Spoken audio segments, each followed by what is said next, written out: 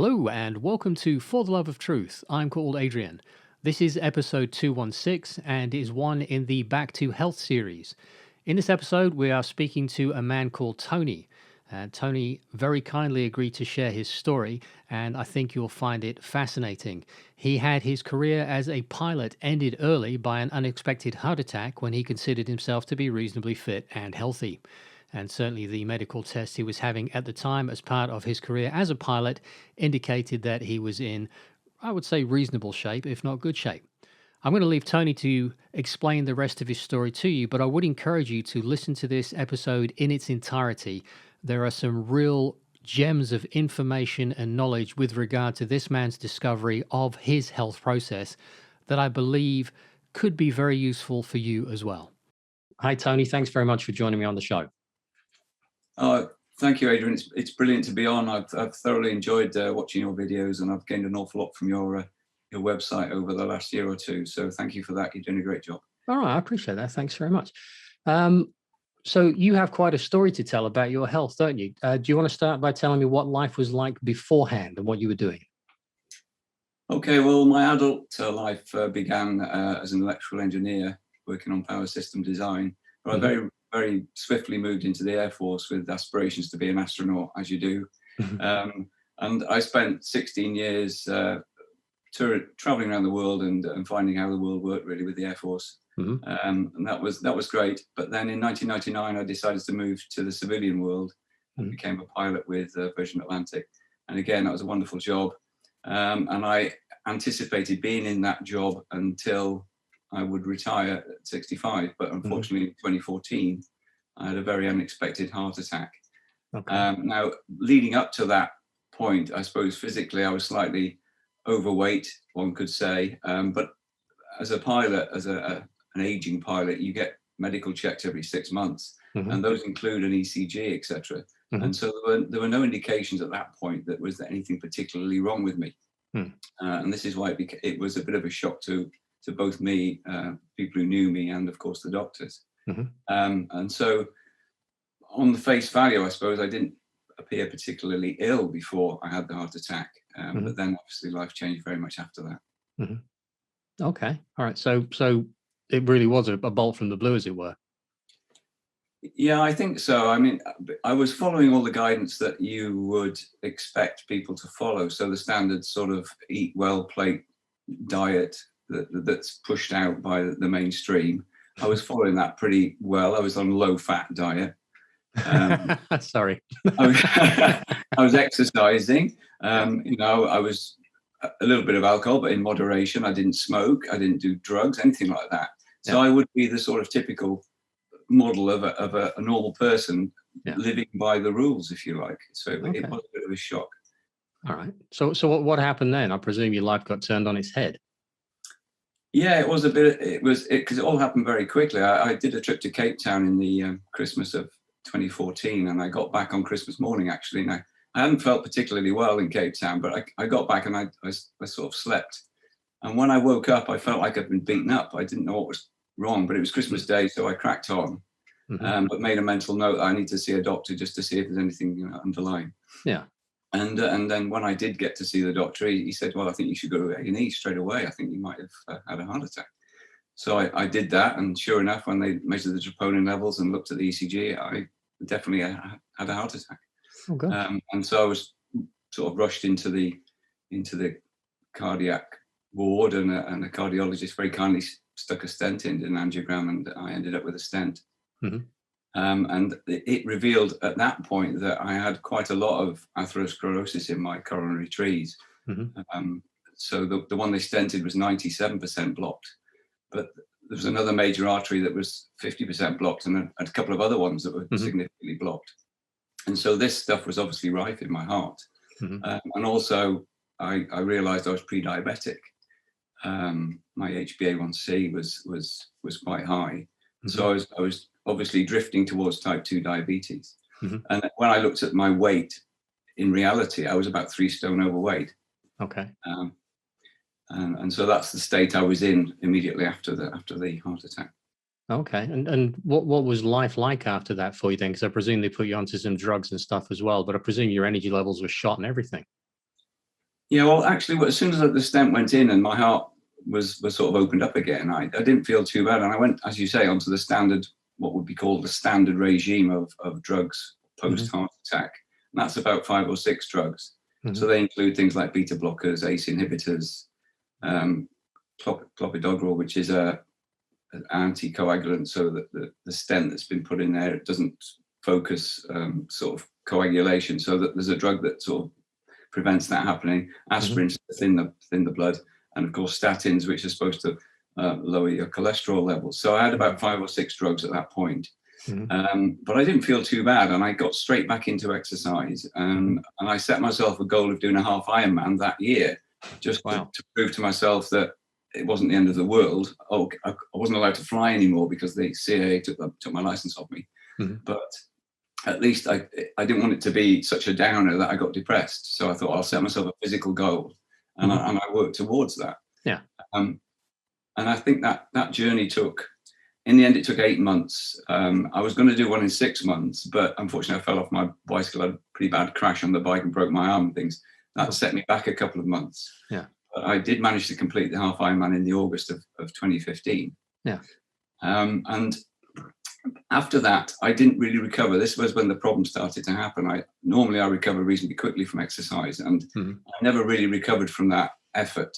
And by September, October time, I was feeling really quite poorly. I was getting all sorts of symptoms that I couldn't really pin on anything. My legs were aching. I couldn't recover from exercise. Any exercise I did, I felt tired afterwards. I wasn't sleeping well. I didn't feel that I wanted to get out of bed in the morning. I had no drive. The erectile dysfunction started to kick in. And I just felt really lousy. And by October, I honestly thought I had something seriously wrong with me. I had something that was going to kill me, or it was the drugs. It was one or the other. And that was the sort of point where I said, okay, I need to start looking at what I'm actually putting into my body to see if I can pin down anything to do with the drugs and my symptoms. Isn't that interesting that so many people get to that point? In fact, so many people don't get to that point. They just carry on down that path. But when you start to ask some critical questions and start to really dive into it, the answers, from what it sounds like, can be quite revealing. Yeah, indeed. I did some rudimentary research. Alongside my flying career, I've sort of kept an academic career going, if you like. So I've got quite a strong background in things like engineering, physics, chemistry, mathematics. And so I'm very lucky that I can actually read scientific research. I can read technical information about biochemistry, etc., and understand it. And so that advantage allowed me to do some rudimentary research, and it became apparent very quickly that of all the drugs I was taking, it was likely that the statin was the one causing the most problems. And so I focused on the statin at that point. And I took a unilateral decision. I said, well, let's see what happens if I just stop taking the statin for a couple of weeks. Let's see what happens to my body. And sure enough, within days, really, but certainly within 2 or 3 weeks, I felt normal again. Wow. And so it's not a definitive answer, but it sort of indicated that may well be the source of the problems. Yeah, I mean, logic tells you that it's got a hand in it, doesn't it? Yeah. And so then I sort of decided, well, let's have a real deep look at the statin drug and see how it works. Yeah. And I got into a thing called the mevalonate pathway, which is a biochemical pathway in the body in which cholesterol is manufactured, if you like. But when you look at this pathway, you realize how critical it is to the health of the body, because it's not just cholesterol that's produced by this biosynthesis. It's other drugs, other molecules for the body, things like coenzyme Q10, dolichols. And from cholesterol itself is the precursor for other important molecules like testosterone, estrogen, vitamin D. Yeah. And then you realize that by disrupting this pathway right at the top, you're not just disrupting cholesterol, you're disrupting all of this wonderful tree of molecules that the body must need. Yeah, well, you're taking the most important, one of the most important raw materials out of the chemical factory. And if you want to make a chocolate cake and you've got no chocolate, it's not going to be a chocolate cake anymore. Exactly. Yeah, that's exactly true. Yeah. And I delved a little bit into what cholesterol does in the body. I was quite naive as to how important it was. And when I realized that, okay, I'm messing around with a really crucial molecule here. Yeah. why am I doing that? And is this the reason that I felt so sick? And once I decided that I wasn't going to take statins anymore, which really upset the doctors, obviously, I then questioned, well, why am I taking the other drugs? And that allowed me to sort of make sensible, rational decisions about, well, actually, I don't need to be taking these either, because when I probed why they give you this package of drugs, it's really a statistical thing where this package is statistically shown to be the best combination of drugs, because there's nothing wrong with my blood pressure or heart rate before the heart attack. And yet I was taking drugs that were impacting those metrics unnecessarily. And so it seemed sensible to, if I could, just to come off all of the drugs and then deal with the consequences of that. And of course, at that time, I thought the consequence was that I'll have high cholesterol and that would be an issue. And this took me down the next part of the journey, which was to let's really probe cholesterol and the cholesterol story and see if that is a problem or if it's not. Okay. Well, it's an interesting one when you do that. If we just step back to statins a little bit, I suspect that a very large proportion of the population are on statins. And as we explore why cholesterol is important and what it does, it'll become apparent perhaps why they actually do that, because I think it's involved in a dumbing down process, but we'll get to that. Yeah, the statin story is a very interesting one. One thing I discovered when I started the cholesterol journey was I thought there were different types of cholesterol. I thought there was good cholesterol and bad cholesterol. Which is what we're told. We're told this. And we're told about high cholesterol and low cholesterol. Well, of course, when you actually do the research, you find out that there's no bad or good cholesterol. There's just cholesterol. There's just one molecule, and it's called cholesterol. It's very important. And then you say, well, why are they telling us that there's a good version and a bad version? And if you ask a doctor, they'll say, well, it's too difficult to explain the real truth. So we just explain it in a way that normal people can understand.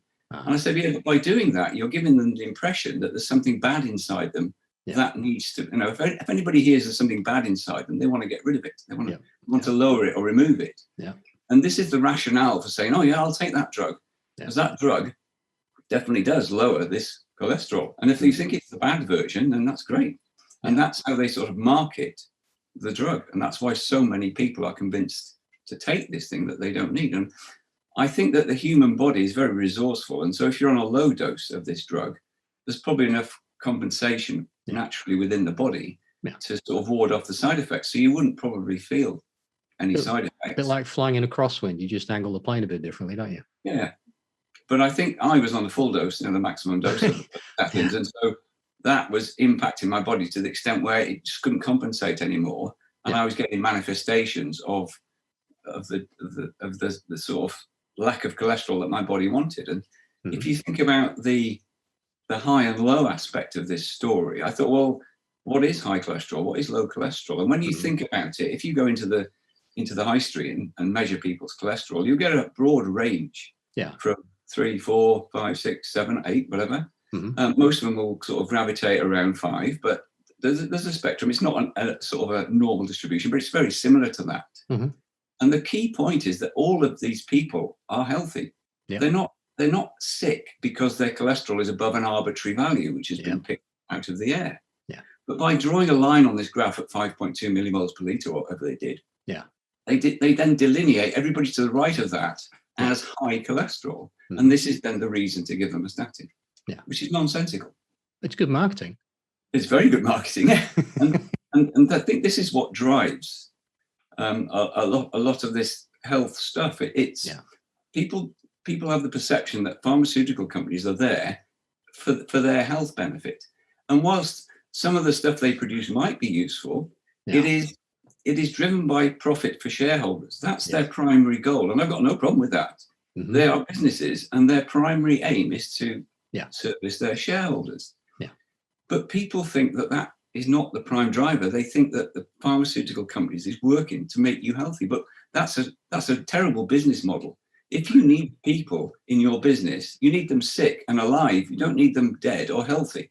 That's right. And so to perpetuate the customer base, if you like, that's what you need to do. And if the drugs are making people sick but not killing them, that's a perfect model. It sounds very callous, and but I think that's the reality when you come down to it. Well, I think it is, Tony. And the other thing to think about from that as well is as people are consuming something, it will then more than likely give a side effect or side effects. And then you've got the option then to give them other things to try and balance that out, which of course cause more side effects. And that's how people end up with 10, 15, 20, 25 different medications going on and getting really out of whack with it. That's definitely how it works, isn't it? Once you disrupt the system in some way, then you're going to need some compensatory drug to. And so I think one of the keys to health is stripping it right back to basics and understanding that your body is very, very clever and very good at looking after itself. Yeah. And the last thing you want to do is disrupt it unless you really have to. Yeah, absolutely. So if we could move on to cholesterol then, because you started, and I did interrupt you about the statins because I wanted to explore that some more. So you started to look more at cholesterol, and I suspect that gave you some very interesting insights. Indeed, it did. Now we've talked a little bit about the good and bad and the low and high side of it, but the key thing about cholesterol is that it's so important when you look at its function in the body. Mm-hmm. It's in every cell wall to give the cell its rigidity and structure. Yeah. It's the precursor for so many important other molecules. Yeah. We talk about vitamin D, which is crucial in the current climate. Vitamin D is one of the key things that's going to protect you from anything. Mm-hmm. It's part of the immune system's integrity. Mm-hmm. And without the cholesterol, you can't manufacture vitamin D. You need sunlight, you need the cholesterol under the skin, etc., in some form. Mm-hmm. And by restricting cholesterol, you're going to restrict the production of things like vitamin D. Yeah. And then, of course, your brain is pretty much made of this stuff. Yeah. And so it's such a crucial molecule. Yeah. So intuitively, it's nonsensical to be trying to reduce it, because I firmly believe that we're all different and we all need a different amount of cholesterol at any given time. Yeah. And you might measure it one day and it's this, another day it might be that.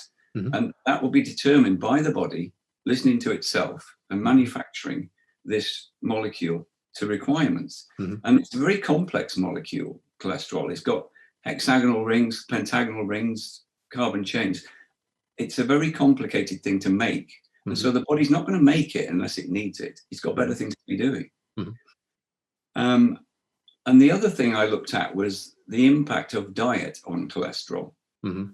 Because there's this sort of feeling amongst people in general that if they eat cholesterol, that adds to what the body is already producing.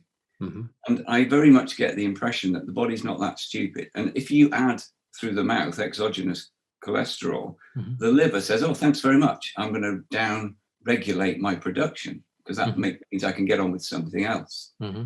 And so whilst the cholesterol levels in the body might change in the very short term, in the sort of 2 or 3 day term, over time, the body will just reach its homeostasis. It will just go back to that norm. Yeah. If you eat more, it'll produce less. If you eat less, it'll produce more. Yeah. To give you the amount of cholesterol that your body needs. Yeah. At a given moment, because those requirements are going to change. Exactly. Yeah. And so on that premise, I realized that I should not be messing around with my cholesterol. Yeah. And then it was a case of, well, is cholesterol the cause of the heart disease that I was suffering? Because that was what I was led to believe all of my life, is that cholesterol saturated fat are the things that drive heart disease. And I thought that for the whole of my life. Well, you would do. And that's part of the great inversion. Yes. I mean, you talk about inversion, I know a lot on your website, and that's so true that so many things in life are completely the opposite to what you think they are. Yes. This is obviously one of them. Yeah. Because when I started delving back into the history of the cholesterol heart hypothesis, you go back to the sort of 50s and 60s with Ansel Keys and his 7 countries study, or whatever he called it. And then you realize as a mathematician that this guy has just taken a small subset of his data to give him the curve that was required to make the point he was trying to make. But that seems to be a popular thing to do. Yeah, it is. Cherry picking data is a very popular. And obviously, as a mathematician, I can normally see through it. Yeah. And when you start looking at Ansel Keys' work, he was doing a lot of good work, but he was obviously convinced that he was right, and therefore he wanted to portray this story to be true. Yeah. And then when you look at the whole data set, it's probably the other way around. In fact, higher cholesterol levels were promoting health, not destroying it. Mm-hmm. And then you look at the story, well, how can this perpetuate over decades and decades? Yeah. And it's a story of corruption and manipulation and control. Mm-hmm. So through the education system, through the research systems, Mm-hmm. where the control mechanisms are so powerful. They've got control over the media, over the research, over the academic journals. Mm-hmm. And things like research grants are very important to scientists, etc. And so this skews the output from research. Yeah. And this is one of the main problems we've got in medicine, is that we don't have independent research. Pretty much all of the research is funded by vested interests. Yeah. And if you're a research scientist, you're not going to come out with some damning conclusion from the research that's just been funded by the people who want a certain angle on it. You're not going to last long if you do that. No, exactly. So you want the next research grant. Yeah. So with the best will in the world, you've got a family, you've got a mortgage, you've got a job, you want to keep all those things. Yeah. And so you'll say, well, yeah, I could portray it like this, but I'll just portray it like this, just to keep them happy, and then I'll get the next. Yeah. And it sounds cynical, but that's how the system works. And this is why we have this perpetuation. And one of the key aspects is the distortion in the education process. Yeah. It's endemic in the whole education process, right from primary school through universities. But in this domain that we're talking about now, the education of doctors is so skewed towards the allopathic regime, where it's diagnose, prescribe, and this is the way to treat, rather than looking at the patient holistically and saying, what's causing this problem? Yeah. What's the root cause? Can we solve this without the drugs? That's not how they're taught. No. And for nutrition specifically, the doctors get virtually no training about how nutrition affects the body. And yet this is probably the fundamental pillar of health. It's what you built mouthful by mouthful. Yeah, exactly. We are what we eat, effectively. Yeah. So it's nonsensical that an education system that lasts many years for our doctors doesn't include a significant part of the nutritional story, but it's purposely omitted so that the doctors, and they will all admit this, that they don't get enough training, they don't understand it, but they don't seem to want to question why that is. Yeah, and that's what irks me a little bit. Well, I'd agree with that, and I think part of the problem is it seems to me that the further down you go with the education, so you're getting more specific, more well-educated, more focused as you get on to PhD and stuff like that, the indoctrination process intensifies and channels you and focuses you into dead ends and blind corners. That's what it seems to do. Yeah, it certainly does. I obviously work in academia now, and it's very apparent. These are very, very clever people. They're very intelligent, clever people, and in their niche, they are fantastic. They're amazing people. Yeah. And a lot of the science that is done is amazing. But it's the conclusions that's drawn from this science is where the problem comes. Because often, particularly in nutrition and things like this, you're looking at one input and measuring one output in a multi-variable dynamical system. Yeah. So you've got thousands of variables, but you're only changing one and looking at the effect on the other. And you change X and it changes Y in this way, and this is the. But it also changes all the other letters. Yeah, you haven't realised that changing X actually changed Z, and it was Z that changed Y, not X. Yeah. But this epidemiological stuff, and this is why we get the headlines in the newspapers. 3 eggs a day give you a 20% greater chance of getting bowel cancer or something. This is where all this nonsense comes from. Yeah, because we're not looking at the holistic thing. Yeah, we're just looking at the very specific things. Yeah, and this is where all these people who are very clever and expert, they're looking at this one thing, but they're not looking at the holistic picture and how that fits into that. And often this picture is indeterminate. These complex systems are so complex. We just will never be able to work out how they work. And you can relate this to the economy, to the climate, to the human body. These are very complex systems that it's almost impossible for us to know how they're all interconnected within themselves. Yeah. No, I think you're absolutely right. I think one of the things that certainly I learned to do as I was trying to pick my health back up and the people around me was to pay much more attention to our own sensing equipment. How do I feel? And if I change that, how does it make me feel, all of me, in terms of energy levels, emotionally, physically, everything? Because we've got this amazing outfit that we experience life through, and it's full of feedback. And a lot of life seems to dumb that feedback down. And then you get kind of trapped up here as well. So you're ignoring what's going on in the rest. Yeah, I think people are perhaps underconfident in their own intuition, and they won't acknowledge that they are the experts on their own body. They can feel their own body. They know their history. They know their aspirations. They know their stresses. They know the environment in which they're living, in terms of toxicity, etc. So they've got all of this information, and they are the expert on themselves. And yet they're prepared to delegate to a third party, a doctor, GP, or whatever, and they think that that person's going to know more about them than they do. And this is wrong. You need to listen to yourself, as you said, feel what's going on, look at what you're doing, and say, well, let's see if I can change that. What will happen? Now, obviously, there are times when we need external help. I broke my arm. I was very grateful for the drugs that took the pain away, and for the doctors that were able to stitch me back together, etc. And there are drugs that are very important. Type 1 diabetics need certain drugs. When we're in pain, some sort of painkillers are really helpful. When we need to be knocked out, it's useful to have analgesia. So I'm not saying all drugs are bad and to be avoided, and that's not true. But we've moved too much towards this paradigm of, I've got something wrong with me, let's go and ask a third party, and they'll give me some pills and that will make me better. But it doesn't. What it does is disrupt what's already wrong with you even more in many circumstances. Absolutely. And I think one of the other things to do is I always think of everything in really simple terms. So something has a cause and it's causing an effect. And if I take a pill which suppresses the effect, it means I've not taken responsibility in myself for addressing the cause, which I've had a hand in either directly or indirectly, some kind of toxin possibly, or some kind of deficiency. So, there's a light touch possibly if necessary. But in my experience, you can do so much yourself just by backtracking and saying, what's behind this? And let's treat all of these so-called diseases, which they give labels to, as an effect. And then let's try and find the cause button or cause buttons. And as you said before, that X may be affected Y.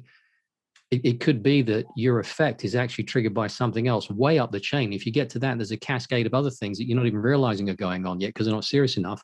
They all settle down too. For example, like being short on magnesium, it has massive impacts throughout your entire system. And yet most people aren't aware of it. Yeah, well, shortage of anything, calcium, magnesium, iodine, all of these substances, sodium, all of these substances are critical. And I think the body stashes them away so that it can draw upon them when it needs them. But if you've got some sort of balanced, reasonable diet, you are going to keep that flow going, and that will keep you healthy. And I think one of the main things about health is to reduce it right back to its basics. And if you allow your body to be in its basic, uninterfered with state, generally it's going to work pretty well. Obviously, there'll be the odd outliers where it doesn't or breaks down, particularly as you get older. But generally, if you reduce it, if you get rid of all the toxins, so if you breathe clean air, if you drink calm, pure water, if you de-stress yourself so that your endocrine system is in harmony, if you eat organic, local, nutritious food, if you fill your life with love and happiness and joy and hope, this will feed into a healthy body.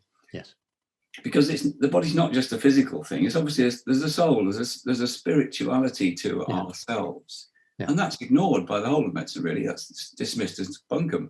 But that's a very important. You've got to feed your soul and your spirit as well as the physical manifestation we call the human body. And that's missed, I think. But that's the key to health. It's getting rid of the toxic things in life and replacing them with the things that make us healthy. Get rid of the toxins and have things that are nutritious, including nutritious thoughts, nutritious relationships, things that don't degrade you, that don't not innovate. The other, I can't remember the word for, they take energy away from you anyway. If we can step back a little bit, because obviously what happened then with you, that you started looking at that and the low-fat diet and everything. I presume at that point you made a real transition in your diet and then noticed things start to happen. And where did that lead? Yeah, exactly. So once I got rid of my cholesterol phobia, I said, well, let's look at what about my diet, if that was the cause? Yeah. What part of the diet was responsible for the heart disease? And it, to my mind, it became fairly obvious fairly quickly that carbohydrates were the key thing that was probably the cause of my heart disease through the insulin mechanism. I've got the view that insulin is obviously a vital substance in the body, but it's not supposed to be flooding our body 24/7. It's supposed to come in and do its job and then go away again. But we've got into this regime it's a societal regime where we're told to eat carbohydrates with every sitting, and we're told to sort of have a snack in between those sittings. So we end up with 5 sittings a day where we have breakfast with carbs, then we feel hungry and we have 11s with a cake and coffee, and then we have lunch, and then we have afternoon tea with a scone, and then we have and so we have this continual demand on our pancreas to produce insulin, because as you eat carbohydrates, your blood sugars go up, your glucose goes up, and it becomes toxic, and it has to be got rid of. And then the body needs insulin to open the cell doors so that it can push and so we've got this chronic exposure to insulin all of the time because of the way we live our lives. Yeah, that makes sense. I think that probably part of the story for atherosclerosis is that the insulin, because it's there all the time, is probably irritating the arterial walls. It's probably a very complex mechanism that causes this. And I'm not pretending that I know what the answer is, but I think it's a multifactorial thing, and I think insulin plays its part. And the whole cholesterol thing is just nonsense as far as I'm concerned. Yes, there is cholesterol. If you do an autopsy on a plaque in the arterial wall, you will find cholesterol in there. But it didn't go there. It didn't cause the problem. It's just there as part of the repair mechanism, if you like. It's a bit like a fireman that you'll find at a house fire. They're there trying to put the fire out. They're not the cause. They didn't go there and light the fire. That's right, But we've demonized it. And also, I don't want to get too technical, but things like LDL, which is the demon, if you go and have a lipid spectrum test, the LDL is the demon. Oh, you need to lower your LDL. Well, this is a low-density lipoprotein, but it's not just a single thing. It's a boat that carries essential stuff around the body. And there are different types of boats. So there are half a dozen or so LDL particles of varying sizes, and they contain various amounts of things like triglycerides and cholesterol and fat-soluble vitamins. But it's only one of those boats that's got any association with atherosclerosis. It's the very small, dense particles. So you've got all these other boats of LDL that have got no relationship whatsoever to heart disease. So you condemn all boats because one might be problematic. Yes, exactly. And most people don't realize that. They think LDL is, again, just one thing, and it's not. But we measure LDL without measuring the number of types of boats. We just lump it together. We don't often measure it. Oh my God, you've got boats. Yeah, you've got boats. And they're essential boats as well. But they're demonized en masse. When in fact we should be saying, how many of your boats are these nasty little ones that shouldn't be there? And there are tests that can determine that, but they're very expensive and they're not commonly available. And so our GPs look at the lipids spectrum and go, oh, your LDL is raised. Well, that's not a problem unless it's raised with an excess of these small boats. I'm sort of digressing here, but anyway, in terms of the diet, I realized that the best way forward initially to try was to reduce the carbohydrates, particularly the complex ones. So that the only carbohydrates I was eating were giving me sort of other things that my body needs, like vitamins and minerals. This is the only reason to eat healthy vegetables, etc., or fruit. It's because they give you other stuff. It's not because your body needs the carbohydrate content. And then focus all of my sort of energy requirements for the body on fat. So to derive all my energy from fats. And so I switched the macro balance. We've got 3 macros, which is obviously fats, carbohydrates, and proteins. And I went completely, I inverted it, as you say. I went away from the carbs to the fat. So my fat intake was 65% of my total calories. And my protein was around about 20 to 25%. So just to help people, typically what were you eating? Well, I identified the healthy fats. You need to be clear that some fats are not healthy for you. So the things that have got a healthy name, like vegetable oils, they're not healthy for you because they have been processed. And in the processing, sort of how they are processed involves heat and maybe catalysts. And this heating and cooling disrupts the molecular structure in a way that the body doesn't particularly like. And it also affects the ratio of the various things like omega-6 to 3. These ratios are changed and become unhealthy in things like vegetable oils. Right. And so they are inflammatory. And I'm always trying to avoid inflammation because I think that's one of the root causes of the heart disease. Yeah. So I cut out the vegetable oils, I cut out the margarines, cut out the trans fats. And I moved to olive oil, coconut oil, butter, lard, tallow, ghee, these natural oils that are not tampered with, that occur in nature and are very, very nutritious in terms of the mix of fats. Yeah. And I moved towards things like eggs and avocados, which are perfect packages of nutrition. Yeah. And so I moved away from the bread and the pasta and the rice and the potatoes. I moved towards these sorts of healthy fats. So a nice piece of fish, a piece of salmon or something, you've got lovely fats in there, you've got wonderful protein, you've got lots of minerals and vitamins. Or an avocado where you've got this, lots of mixes of really healthy fats, plus all this nutritious stuff. Yeah. And so a typical breakfast would be 3 or 4 eggs with an avocado covered in olive oil. Or a steak with some leafy green vegetables. And in terms of fruit, I move towards the berries rather than the high glycemic index fruits. So if you look at things like bananas and grapes, they're very high in fructose.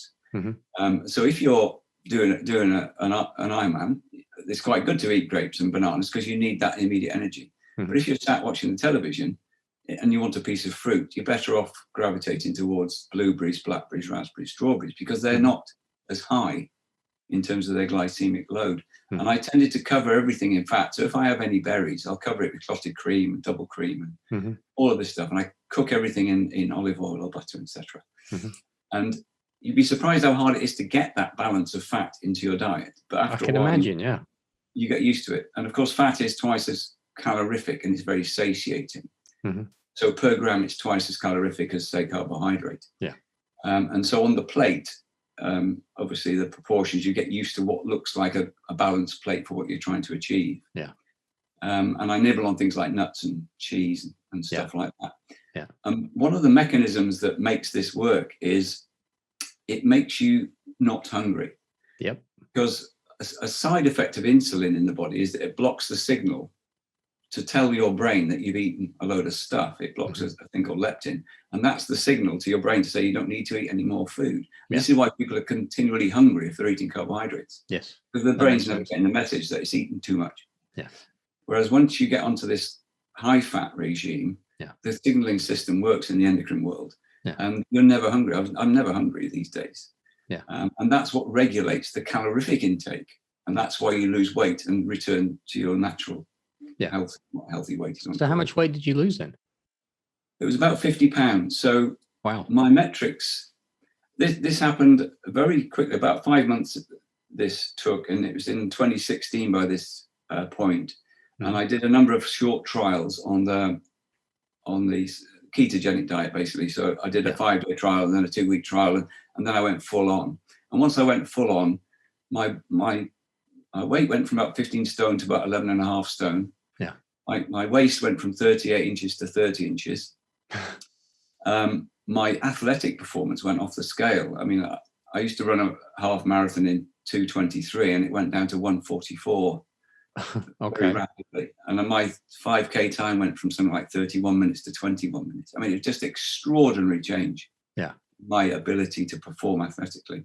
And the interesting thing was that my blood work, my lipid work, went exactly the opposite to the way that the mainstream medical profession would think it would go. Another inversion. The doctors are saying, well, if you eat all this fat, your cholesterol is going to go off the scale, and your LDL is going to go off the scale, and your triglyceride is going to go off the scale. Of course, when they measured the blood, it was exactly the opposite. My total cholesterol dropped quite dramatically. My LDL dropped dramatically. My HDL went up, and my triglycerides dropped dramatically. My HbA1c, which is the sort of glycation, the sugar, how much sugar is in your body over an extended period of time, Yeah. that's one of the markers for diabetes. That went from the upper 40s into the low 30s. Wow. And so I was no longer diabetic. Mm-hmm. I'd lost all of the obese aspects of my ill health. Mm-hmm. And later on in this journey, the doctors did a few tests, and they thought that there was a good chance that my heart disease had regressed, Mm-hmm. because my athletic performance didn't tie in at all with a diseased heart. Yeah. And so there's this complete transformation in my health in a very short period of time. Yeah, I mean, it is very surprising once you start to give the body what it needs, how fast it can turn itself around. Yeah, that is quite shocking, because when you realize how you've abused the body and the duration of that abuse, mm-hmm. unwittingly, you think you're doing the right thing, but you're not. You're abusing your body. Yeah. And the resilience of this body to cope with that abuse for such a long time, for decades, is incredible. Yeah. And I think as soon as you get it right, mm-hmm. it goes, oh, for that, it just heaves a big sigh of relief. At last, he's worked it out. Yep. Yeah. That's amazing. So, can I just say that you're getting a little bit of feedback there? I'm not sure if that's a problem with the sound.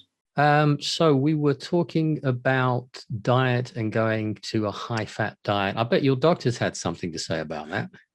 Yeah, they were quite distraught to start with. I mean, I get on really well with my GP. He's a great guy. Yeah. But he's very much in the in the regime of the mainstream, and he couldn't understand why somebody who he thought had a reasonably agile mind was going against the grain so much. And I think it was at this point where I started to get a little bit, the penny dropped really about how the medical profession works, because I reversed the situation and said, if I was the GP and I had a patient like me who came in with the transformation that was clearly visible and the performance metrics that were clearly visible, I would have said, right, mate, I want you to come in here tomorrow for 2 hours and tell me exactly how you've done that by ignoring everything I've been telling you to do for the last 4 years. And it was the attitude was more, oh, that's brilliant, well done, mate, and the pat on the back, lots of smiles.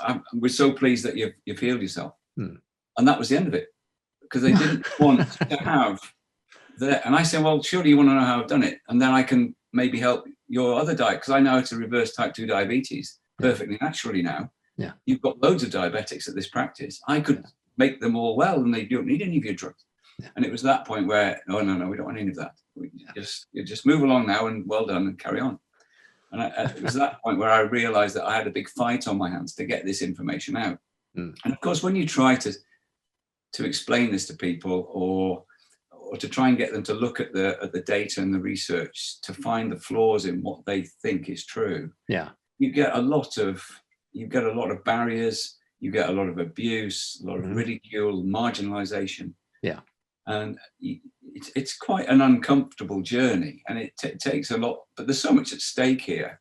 I feel I have to talk about these things from my perspective, from my experience, in the hope that it might, just one small thing might help somebody go away and think, this guy said about, I'll go and have a look at that ketogenic diet, or I'll go and have a look at this carbohydrate or the cholesterol issue. And then that might spur them to do something similar. I know from my own experience, when I went onto a ketogenic diet and I started doing intermittent fasting, because I fast normally between 18 and 20 hours a day, that I was already at a good level of health, but things changed so dramatically. I lost weight I didn't realize I needed to lose. My energy levels went through the roof. My sleep patterns improved. And I was already coming from a reasonable start point because I've been careful for so long. But it's a humongous difference when you start to do that and start to get more fat in your diet. Yeah, fat's essential for your health. And you mentioned fasting. That is another critical aspect of this. It's a crucial pillar, because we're not designed to be eating all the time. No. I think our alimentary canal, it needs a break. It needs not to have to deal with the input of stuff, because if you keep putting stuff in there, it has to keep working out what to do with it. And that distracts it from repairing stuff that needs repairing. It has no downtime to deal with this housekeeping it needs to do. And obviously you'll know that the various lengths of fasting will give you various benefits. And this intermittent short fasting is very easy to do. It's very easy to compress your eating into an 8-hour window or whatever, and get 16 or 18 hours of free time for your body to just clean itself out and do other stuff. And I think once you grasp that that is part of this regime, it's not just what you're eating, it's when you're not eating. Yes. And it's also the combination and when you eat. It's not as simple as just eat this. It's when do you eat that stuff? Mm-hmm. And it's not that I don't eat carbohydrates. If I'm doing a 5-hour cycle, I will have lots of ready energy available. I'll have bananas and grapes and honey and dates and things like this, Mm-hmm. because that's an appropriate Mm-hmm. time and place to be using that stuff. But Yeah. if I sat watching a film, I don't want to be eating a banana. I'd be better off eating a piece of cheese. And there are reasons for that, good biochemical reasons for that. Yeah. No, that's absolutely fascinating. So what is your life like now? Because it sounds like you're a different man. I'm completely different. I mean, I am to explain the athletic journey because at some point along that journey, I decided that I would set the goal of doing an Ironman, just to prove that I could do it, and that the heart attack was not the end of my athletic career. I'd already done the half, but I hadn't really enjoyed it, and I was last in my category, so I wasn't performing at all. It was just an exercise in completion.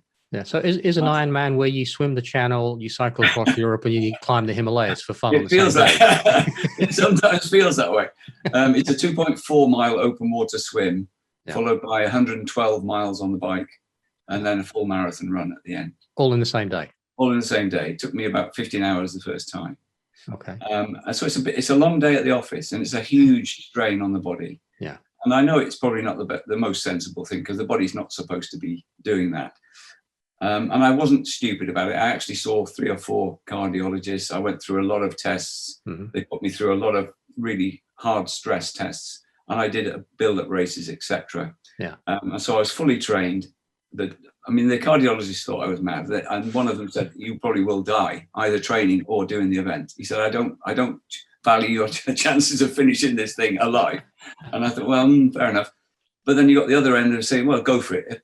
And that, I think they realised that it was important to my well-being that I could do this. Yeah. And the fact that it was going to hurt my body was not really a factor. Yeah. Because I knew if I could do it, that would set an example for me and for other people. That it's not the end of the world if you've got heart disease or diabetes and stuff. You can turn these things around if you take control of your health. Yeah. And then, but I got sort of addicted, if you like, to this. And so I did another one the following year. So I've done 2 of those now. And I would have done another one last year had it not been for the current events. Mm-hmm.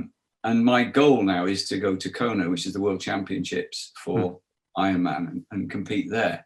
Mm-hmm. And I still got that goal going if they'll let me travel, etc. But you're carrying on like a young man, mate. Well, yeah, because until this year, when I've eased off a bit, I was getting faster and faster. So I was actually faster, longer, further than ever I could when I was in my 20s. It's just remarkable. Well, I tell you what's interesting, you say that. When I was doing all my initial research on health, and I was documenting it all to what it ended up becoming, that book I've written that I keep updating, that I was looking at some of the old races, not running races, but the old kind of groups of people, that kind of race. And I was coming across people like Hunzers and stuff like that, where the guys in their 80s were physically more dominant and stronger than guys in their 40s. And I thought that was really interesting that you would continue to evolve and develop, because I know I'm stronger and fitter now at 56 than I was when I was 40 and 35, which is really interesting. It is, and it goes completely counter to what we would expect to happen. Yeah. I suppose you could say because you're abusing your body in your youth that's why it wasn't performing better, and it could have performed better had you done this thing now. Yeah. Then it would have been better then. But it is what it is. And last year I was lucky enough to qualify for the Great Britain age group team. Well done. So I've gone from an also ran. Literally I was last in the races that I was competing.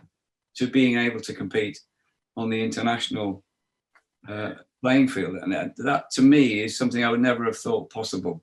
And I'm so thrilled to have done that, just to prove to people that it can be done if you put your mind to it, and to not believe what you're being told by the mainstream, not blindly believe it anyway. I'm not saying it's all wrong, but you need to question things that fundamentally affect your health and take control of it, And some of it will good. Take what's good, but ignore what's bad, and do your own independent research, and then come up with the best solution for you based on the truth rather than on the dogma that we're fed all the time. I think that's tremendous advice. So, knowing what you know now, if you could have a chat with your younger self about this, what would you say? How's that for a question? You don't know what an idiot you're about to be, mate. No, I think it is this, because I think in my youth I was very much indoctrinated into the mainstream scientific paradigm. And so I used to think that science was truth, and it actually was almost unquestionable. Some of these things were unquestionable. Yeah. And the more I've learned over the last few years is that very little science is built on firm foundations. It's mostly hypothesis or conjecture. It's not the truth. It's our best guess in many ways. And sometimes it's a very bad guess. And so I would not have put so much faith in these pillars of science that I built my worldview around. I would have told myself when I was 20, just question everything. And if you find evidence to the contrary, stand up for it, investigate it. Look, why is this contradictory to that? Rather than saying, this is definitely true, so I'm going to ignore that as some sort of anomaly, which is what's happened to me in many ways. I'm an anomaly in the medical world because I don't conform to what the medical system says should happen because of my lifestyle. And so I would probably have told myself to be more confident to question and more confident to stand up for my own truth from my own independent research, and to take information from all sorts of different sources, not just rely on this mainstream narrative, which is completely, I know that is completely controlled, and to take non-agenda driven information where people have not got a vested interest in telling you something. They're telling you because they believe it's true. And to look at that as well and look at the whole thing and say, okay, I think this is probably true.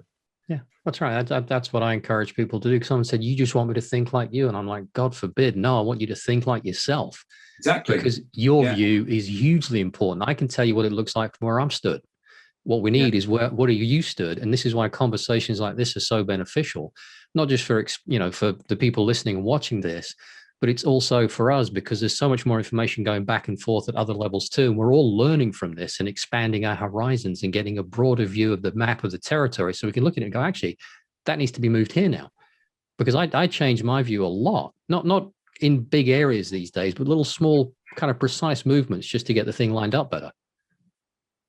Yeah, we've got to keep tweaking things, haven't we? And we've got to be open to new ideas and new suggestions. And I'm finding this all the time. I mean, I think the water area is one that you've been up on for a long time, haven't you? And I was never really.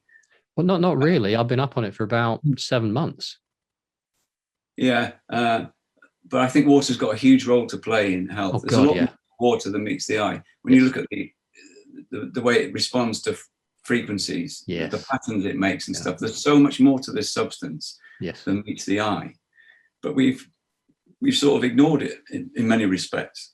So I'm looking at that side of thing a lot more now, and I'm looking a lot more at the spiritual side, and I'm also looking at the historical narrative more than I used to. Because a lot of what we think is based on our perception of history. And if the historical narrative is nonsense, that can fundamentally affect our perception of what this is, what we are, and what we're doing here. It's all that sort of stuff. It feeds into the historical narrative.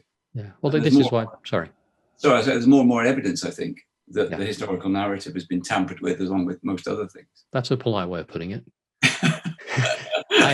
This is why last year when all this kicked off and I spotted straight away, I thought this is nonsense. This is rubbish. The numbers don't stack up. And I'm not as numerate as you, but I can read numbers because I write database software and I'm analyzing stuff a lot.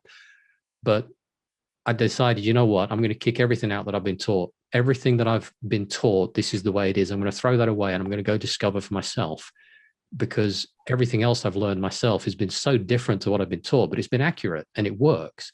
So then I threw everything out and I just started to re-educate myself. And the last 12 months for me have been amazing, particularly on the historical viewpoint, because I never really paid much attention to it because to me, it made no sense.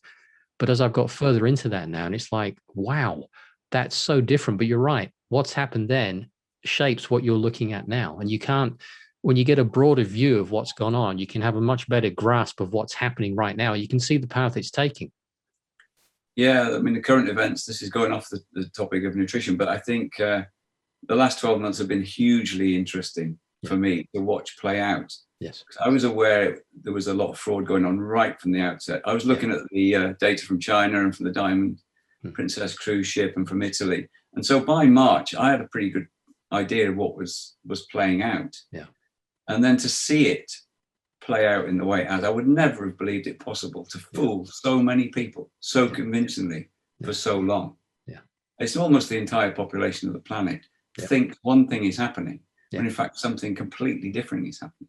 Yeah, it's probably the best deception I've ever seen in my life. And I have to, much as it's horrible, I have to take my hat off to it. It's amazing. It is. It's simple, but it's very, very, very clever. Yeah. And I keep thinking there's going to be a little trigger where people are going, hang on a minute, that's not right. Yeah. But it just doesn't seem to happen. No. You take any aspect of it. The masks, for example. I thought when they say they got to wear a mask to do this, that, and the other, and it comes out in July, months after the thing has died off anyway, I thought, no, they won't do that. But they did. The people just blindly comply. And when I speak to people about it, I said, have you read the randomized control trials about masks? Have you looked at the conclusions of these reports? There's not very many of them. The science is pretty ropey anyway. Yeah. But the good reports tell you exactly the opposite. Yeah. They tell you that masks don't work in the public domain like this, particularly in the loose-fitting cloth. They've got no purpose, no benefit whatsoever. And yet they've got lots of deleterious effects. Much greater chance of getting upper respiratory tract diseases. Yeah. And so you've got this deleterious effect that's probably almost certain versus no benefit. And yet you're complying. Why are you complying? And it's simply because some third party in Westminster stood up and told you to do it. And you're too frightened to question it or to go away and do the research and say, actually, that doesn't make any sense. I'm not going to do it. Yeah. And they don't want to stand out from the crowd. We're all a bit like that. We don't like to make waves. We don't like to be different because then we open ourselves up to attack. But that's why I avoid crowds, then I can be different. But then you look at the more recent side of this where people are opening and rolling up their sleeves. Yeah. And you think, have you not looked at the threat in perspective? There is virtually no threat to anybody with a healthy immune system. Yeah. If you're in the 99.8 or 99.9% infection recovery rate domain, you don't need to worry about that as a significant threat to your life. There are far more other things that are more threatening than that. Yeah. And yet you're prepared to open yourself up to the threat of having something stuck past your immune system that contains all sorts of stuff that hasn't been tested properly, whatever they say. Yeah. The risk from that is huge compared to the risk from the disease itself. Yeah. No, you're right. Just on a logical thing, before anything gets to your blood, it goes through a hell of a processing and filtering and refining stage throughout your entire digestive tract before it meets your blood. So the idea of poking something straight into it, really, it's going to cause problems unless it's absolutely pure, because your body simply isn't going to expect it. It's going to go everywhere all at the same time. Yeah. And so I think society views vaccination as a binary thing. I think particularly the medical world will say it's all for good. It's always for good. Yeah. And the public take on that binary view. And if you've got any contradictory view, then you're an anti-vaxxer. Well, that's not true. I've had more vaccines than most people who will be watching or listening to this. Yeah. And it's not anti-vax. It's common sense. Sometimes a vaccine may be helpful, but it's weighing up, is this going to be more helpful potentially than the threat that it's supposed to be protecting me against? And if that balance doesn't make sense, then I'll say I'm not having that one. Yeah. If I get bitten by a rabid dog, it might make sense to have a vaccination against rabies. That might make sense because the threat from the rabies might be more immediate than the threat from a vaccine that's been shown not to have any particular side effects. Yeah.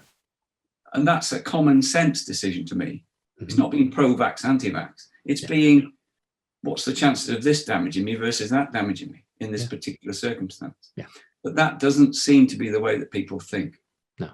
And I find that mystifying, because if you're going to circumvent your natural protections, you really need to have a reason to do that. Absolutely. Otherwise, you're opening yourself up to who knows what. Yeah. No, I think that's a very nice way to put it, a very clear way to put it as well. Yeah, well, I try to make this argument to people, but of course now the censorship's coming in. It's very difficult to have this sort of conversation in any public domain now without either being shouted down or it being removed. I mean, a lot of people who are trying to make the same point are being censored on YouTube and on Facebook and etc. Yeah, well, I had 17 videos taken down. I got 2 strikes, so I took 160 of my own videos off that platform. Just so I could still maintain the conversation with people, and there are ways of doing it, and I get why there's a problem there, because you're using their platform is there to really to distract people. That's what YouTube's about. It's a massive distraction. It's got some good elements to it and some good content.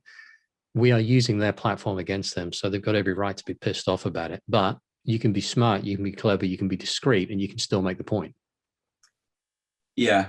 And I think it's hugely important that we keep this dialogue open, because the threat from not having free speech, and we probably haven't had really fundamental free speech for a long time, but we've had a version of it that's sort of worked. And we're moving away from that now, where we're getting more towards a completely censored world. And that's so dangerous, not just in what we're talking about now, but in general. It's important that people get to speak what they think is the truth, and it's up to people to listen and then make up their own mind. It's not for some third party to dictate what you can hear or I can hear. We should hear whatever anybody's got to say and then make our own mind up. That's how it should work. And that's being prevented. And I think a lot of people don't even realize that that's happening, because they'll say, oh, well, I haven't seen anything about that on Facebook or on my phone. And it's there's a reason for that. there's a reason for that, because they don't want you to hear that. Because if you do, then you might start thinking for yourself. And they don't want you to meet your mate down the pub, because if you have that conversation, you might trigger something in your mind. And that's why they're keeping us apart. They just don't want us to have these conversations. So that all the input comes from the mainstream controlled narrative. That's one of the reasons, by the way, I decided to do more podcast stuff, because I realized that the listen time far exceeds the view time. So I see a long video like this one will probably get maybe 30 minutes max watch time for most people, when the podcast version will probably get close on the full duration of it.